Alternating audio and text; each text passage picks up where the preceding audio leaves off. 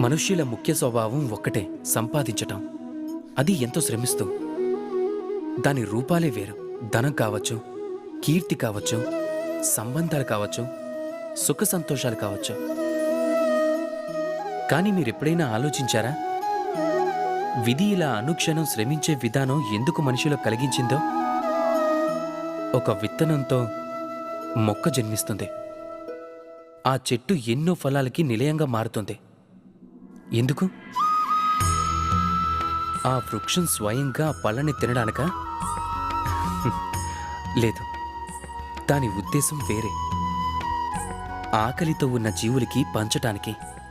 మీరు సందేహించచ్చు ఇందులో చెట్టుకున్న లాభం ఏమిటా అని. లాభం ఉంది. ఎందుకంటే ఎవరైతే పంచుతారో వారు క్షీణించిపోరు. ఏ పళ్ళనైతే జీవులు పూజిస్తాయో వాటి గింజలని నేలపైన పడేలా చేస్తాయి. దాంతో నూతనంగా వృక్షాలు మళ్లీ జన్మిస్తాయి. వాటి జాతి, వాటి గుణాలు, వాటి స్వభావం అమరం అయిపోతాయి. అందుకే మీరు గుర్తుంచుకోండి, ధనవంతులుగా మారటానికి ప్రతి క్షణం మీరు శ్రమించాల్సి ఉంటుంది. కానీ మీరు అమరులుగా మారటానికి మీ సర్వస్వం కూడా అందరికీ పంచాల్సి ఉంటుంది.